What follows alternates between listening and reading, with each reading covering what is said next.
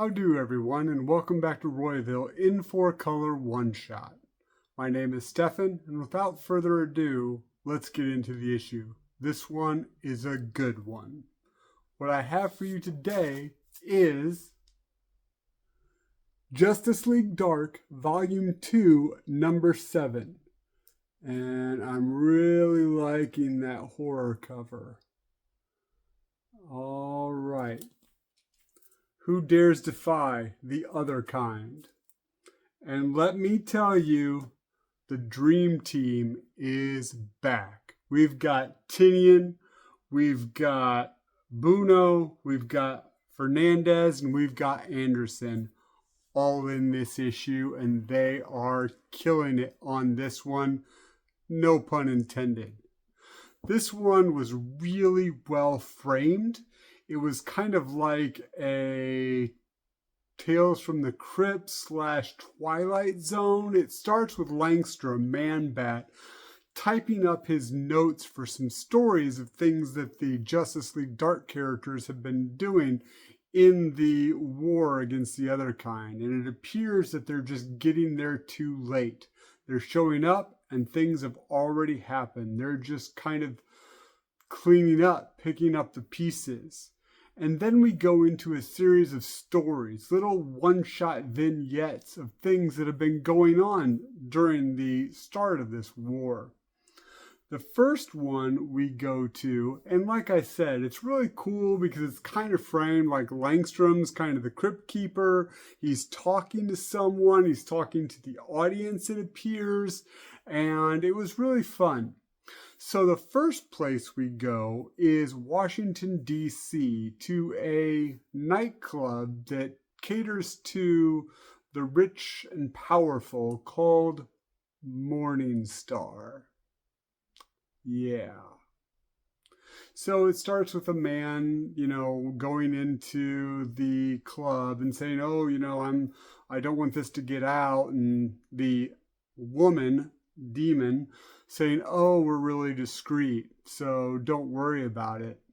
And then we kind of transition in that little vignette to Zatanna talking to Morningstar about how the war's not going well. You need to get your people back into hell, and you need to open up the gates of hell for refugees. I don't know about you, but if I was a refugee from pretty much anything, I don't think I would want to stay in hell while the war's going on. Granted, if I can survive. Anyway, something happens and a bunch of the patrons and workers get killed, and in walks into, not being invited, of course, into the meeting with Morningstar and Zatanna, one of the other kind. And I must say, the design on this, actually the design on all the other kind in this issue, was very, very good horror. Just straight up great looking horror creatures.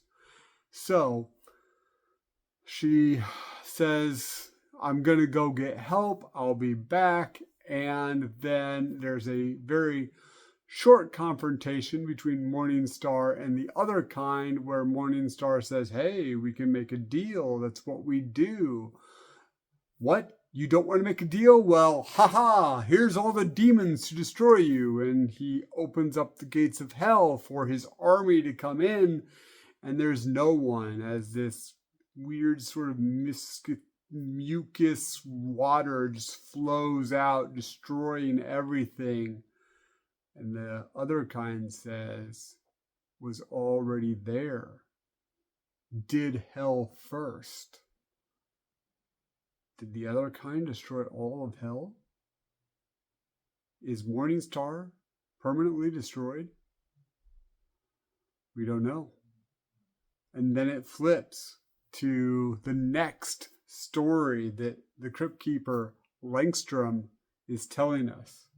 We go to New Orleans, where we're in a cemetery at night, and a creature, a vampire, an eye vampire, shall we say, by the name of Andrew Bennett, is hunting other vampires, because that's what he does. He wants to stop Mary, the Queen of Blood, and her plot to destroy all of humanity. So he is kind of on the side of the angels here as he's seeking out other vampires to destroy and hopefully saving the world.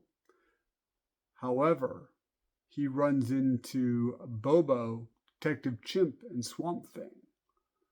He says that they say to Bennett that what you are searching is down there in the mausoleum, but you don't want to go down there. They are no longer the things you hunt. Basically, they're no longer vampires. It looks like the other kind has got them.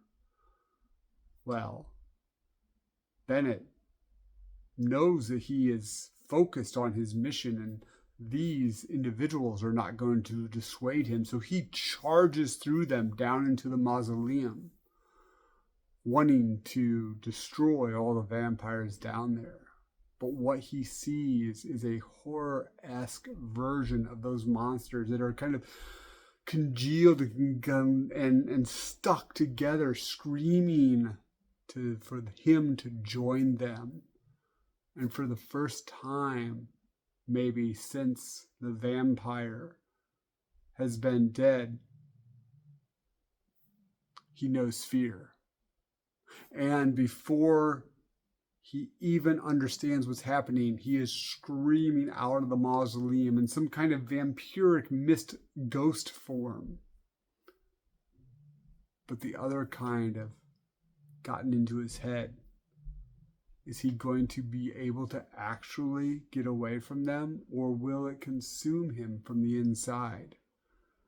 We don't know. Is this the end of the vampire Bennett? Then we go to the next scene, which is really interesting because it appears that he didn't realize he was writing this story.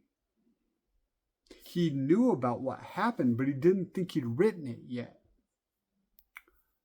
But with that being said, Langstrom takes us to the Arctic Circle, where, and I had to laugh when I read this name, the USS Nuclear Submarine Miskatonic.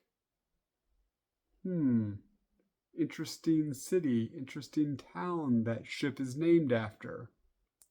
Anyway, if you've seen the old movie The Thing, or Thing, I think. No, I think it's The Thing.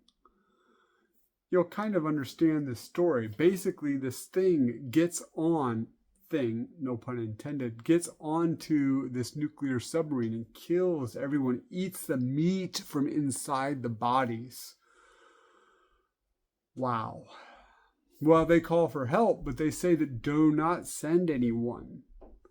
And the U.S. government, the president, calls his insiders on this what they call SHADE. It is a group formed by Frankenstein's monster and the creature commandos. I kind of like that they added them to this book. I thought it was fun. And, there might be a show coming in the future with them. Well, they go and are investigating the sub with Wonder Woman. There's a little bit of, should we even be here? Frankenstein telling Wonder Woman, we do this all the time. We've been given the authority to interrogate weird things. And then they find the creature, this weird other kind. And he tells Wonder Woman that she has to escape, get away. He'll take care of this. If there's anything left of him, he will send it to her so that he can, most likely, I'm assuming, be created again. So he tells the rest of the creature commandos that to leave, and he is basically going to destroy the sub. There's a really disturbing, in my opinion, disturbing image of these little creatures just climbing into and out of and tearing out of Frankenstein as he is going to destroy them. Very well done and pretty ghastly. Well, we assume that he was successful. The ship was destroyed. But does now that mean that Frankenstein is no more? I mean, sure, he couldn't probably survive a nuclear explosion, could he? And then the last story, which is odd because Langstrom doesn't know this story. He's never heard this story before. How could he have written it? Surely that's not the case, right? He must have heard it somewhere. But we go to another world, another universe maybe, where we see Zatara and Sargon the Sorcerer. I kind of like Sargon's inclusion into this story. I'm liking all these other characters that are being brought into this issue. And they're fighting this kind of endless battle. And I'm assuming that they're fighting some kind of the other kind, maybe even one of the larger, more powerful creatures of the other kind with their magics. And they've been doing this for quite some time. Then Zatara says to Sargon that you must give me the object. I must be able to take it through so that I can aid my daughter, because she's the only person that can take care of what's going on. She's the only one that can save everything. Sargon does give up the ruby. It is an item, the ruby of life. And when he gives it to Zatara, he immediately just turns to ash and dust. Is Sargon the sorcerer no more? These are questions that just keep coming up in this story, and I kind of dig it. It's interesting. What are they going to do? Like, are these characters coming back? How are they going to come back? But he throws it through what they call the rip, R-I-P, the rip. And it was very interesting because it's this gargantuan creature that has kind of the humanoid body, but the body is just kind of a rip that you can see the stars in, and all these tentacles, like almost Cthulhu-esque tentacles, are coming out of the rip. But Zatara is able to throw the ruby through the rip. And then we go back to Langstrom. And he does not know why the story is written, because he knows that he doesn't know it, and he knows that he did not type it. And he's in this small room. And it's really interesting because he's in the basement of the Hall of Justice. He's all alone in this dark room typing up these notes. Maybe it's just too late. Maybe he just needs to get some sleep. But in the darkness behind him, we see watching him the Upside Down Man. Really cool visual. And it makes me wonder, is the Upside Down Man the one he's been talking to this whole time? Or is it us? He decides that he needs some sleep and heads out to get some. Maybe if he dreams, it will help. It will kind of refresh his mind.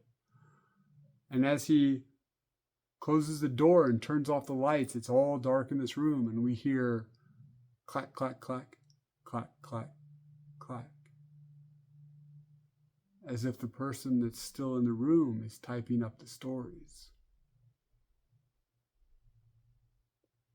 The Upside Down Man telling the story.